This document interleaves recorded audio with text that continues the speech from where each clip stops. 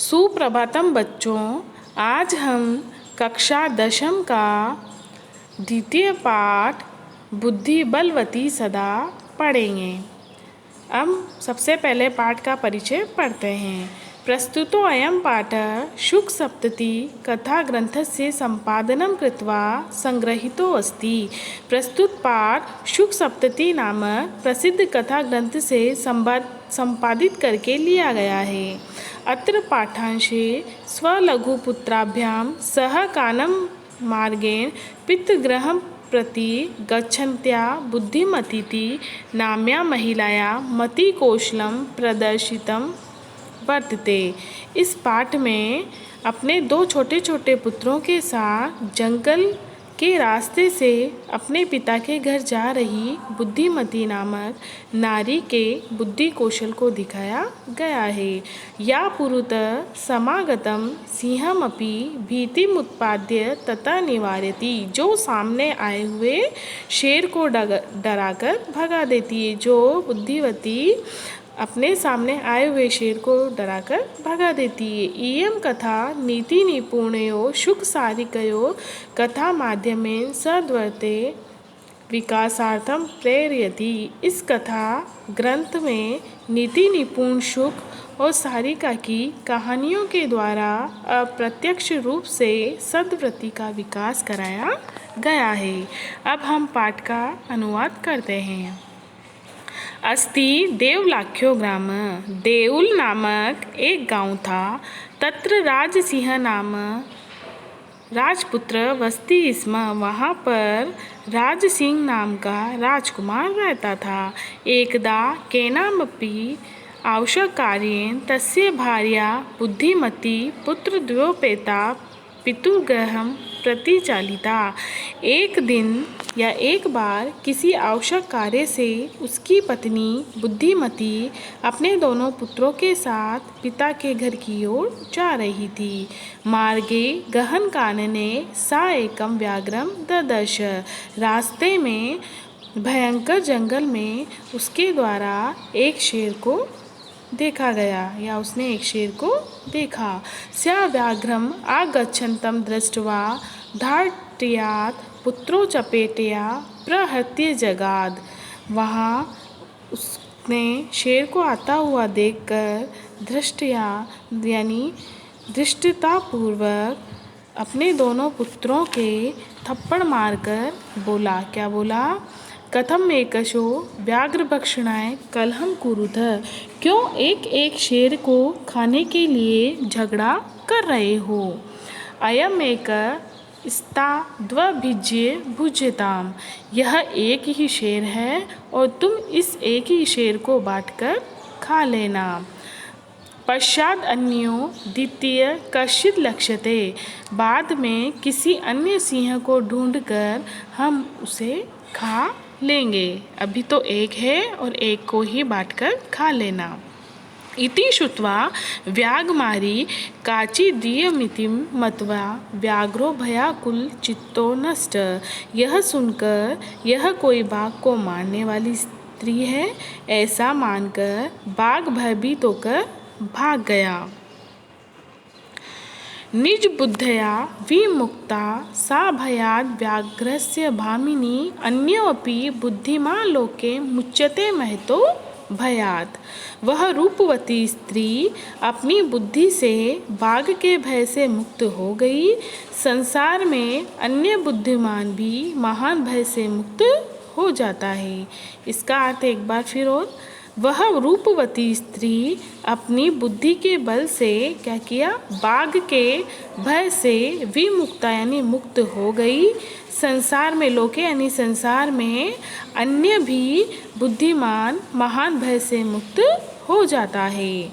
भयाकुलं व्याघ्रं दृष्ट्वा कश्चित् धूर्त शृंगालस्य हसन्या अहं भवान् कुतः भयात् पलायित।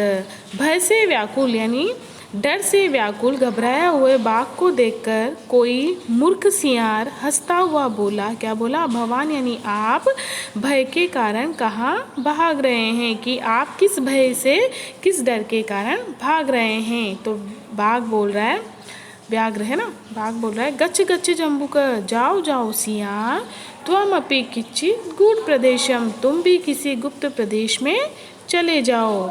यतो क्योंकि व्याघ्रमारित या शास्त्रे श्रूयते तया अहम हन्तुं मारब्धं परम ग्रहित कर जीवितो नष्ट शीघ्रम तद्ग्रत। क्योंकि बाघ को मारने वाली स्त्री ऐसा जो शास्त्र में सुना जाता है वह मुझे मारने वाली थी, किंतु परम यानी किंतु ग्रहित कर जीवितो, मैंने अपने प्राण को हथेली पर रखकर मैं उसके सामने से नष्ट शीघ्रम तद्ग्रत, शीघ्र ही भागकर आ गया, कि मैं शीघ्र ही उसके सामने से भागकर आ गया। श्रृंगार व्याघ्र, तो सियार बोल रहा है व्याघ्र, हे सिंह त्वया महत् कौतुकम आवेदितुम यन मानुषदापि विवेशी, कि भय से व्याकुल बाघ को देखकर आप क्यों भाग रहे हो। तो वो बोल रहा है व्याघ्र, सियार बोला हे बाघ, तुमने महान आश्चर्य की बात बतलाई है, कि तुमने तो बहुत आश्चर्य की बात बतलाई है कि तुम यन मानुषदापि विवेशी, कि तुम तो मनुष्य से भी डरते हो। तो बाघ बोल रहा है प्रत्यक्षमेव मया सा आत्मपुत्राविकशो मामतुम कलहाय मानो चपेटिया प्रहरंती रष्टा, मेरे द्वारा अपने सामने ही उसे अपने दोनों पुत्रों को एक एक करके मुझे खाने के लिए झगड़ा करते हुए को थप्पड़ मारते हुए मेरे द्वारा देखा गया है। तो जम्बूक सियार बोल रहा है स्वामिन, हे स्वामी, यत्रास्ते सा धूर्ता तत्र गम्यताम, जहाँ वह धूर्त स्त्री है वहाँ पर जाइए, कि जहाँ वह धूर्त स्त्री है वहाँ पर जाइए। तव पुनः तत्र गतस्य सा सम्मुखम पीक्षते यदि तर्हि त्वया अहम हंतव्य इति, कि जहाँ वह धूर्त स्त्री है वहाँ जाओ। ए बाघ तुम पुनः, तुम्हारे फिर से वहाँ गए हुए के सामने यदि वह स्त्री देख भी लेवे तो तुम मुझे मार देना।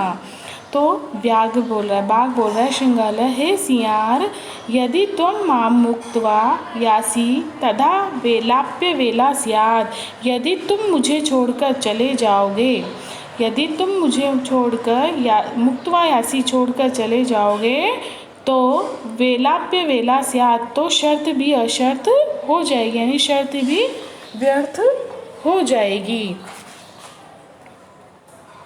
तो जम्बूक सियार बोल रहा है यदि एवं तर्हि माम निज गले बुद्धया च सत्वरम, यदि ऐसा है तो तुम मुझे अपने गले में बांधकर शीघ्र चलो, यदि ऐसा है तो तुम मुझे अपने गले में बांध लो। सियार बोल रहा है बाघ से। स व्याघ्र तथा कृत्वा काननम ययो, वह बाघ भी वैसा करके जंगल में चला गया, यानी सियार को गले में बांधकर जंगल की ओर चला गया। श्रृंगालेन सहितम पुनरायान्तम व्याघ्र दूरात् दृष्ट्वा बुद्धिमती चिंतितवती, सियार के साथ फिर से आते हुए बाघ को देखकर दूर से ही बुद्धिमती ने सोचा, क्या सोचा, जम्बूक क्रतो उत्साहात व्याघ्रात कथम मुच्यताम, कि सियार द्वारा उत्साहित किए गए बाघ से किस प्रकार मुक्त हुआ जाए, कि सियार द्वारा उत्साहित यानी सियार द्वारा उत्साहित किए गए बाघ से किस प्रकार मुक्त हुआ जाए। परम प्रत्युत्पन्नमति सा जम्बुकम आपेक्ष्य अंगुलाया तर्जन्यन्ते मुवाच, परंतु या किंतु प्रत्युत्पन्न बुद्धि वाली वह स्त्री सियार को झिटकती हुई और उंगली से धमकाती हुई बोली, किंतु प्रत्युत्पन्न बुद्धि वाली वह स्त्री सियार को झिटकती हुई और उंगली से धमकाती हुई बोली, क्या बोली, रे रे धूर्त, अरे अरे धूर्त, तुमने मेरे लिए क्या किया, त्वया दत्तम मह्यम व्याघ्रम त्रयपुरा विश्वास्याध्येकं मान्य कथम यासी वदाधुना। कि रे धूर, तुमने मेरे लिए पहले 3 बाग दिए थे, विश्वास दिलाकर भी आज एक ही बाग को लाकर कैसे जा रहे हो? अब बोलो। ऐसा कहकर वह भयानक बाघ को मारने वाली शीघ्र ही दौड़ी और गले में बंधे हुए सियार वाले बाघ को भी अचानक भाग गया। गले में बंधे हुए सियार वाला बाघ भी अचानक भाग गया। रे धूर्त, एक बार वापस इसका अर्थ बता रही हूँ। अरे धूर्त मूर्ख, तुमने मेरे लिए पहले दत्तम मह्यम त्रय यानी 3 बाग दिए थे, विश्वास दिलाकर भी आज एक ही बाग को लेकर कैसे जा रहे हो? अब बोलो। ऐसा कहकर वह भयानक बाघ वाली शीघ्र ही दौड़ी। इति उक्त्वा धाविता तृणम 2 लाइनों का अर्थ है।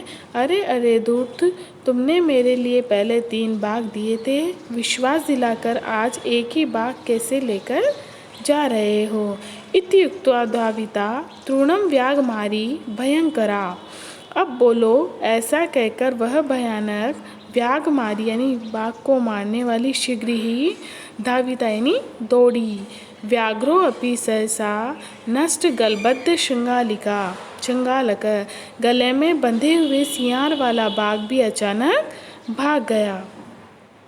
एवं प्रकारेण बुद्धिमती व्याघ्रजहाद भयात् पुनरपि मुक्ता अभवत। इस प्रकार से वह बुद्धिमती स्त्री बाघ से उत्पन्न हुए भय से फिर से मुक्त हो गई। अतएव उच्यते, इसलिए कहा गया है, बुद्धि बलवती तन्वी सर्व कार्येषु सर्वदा।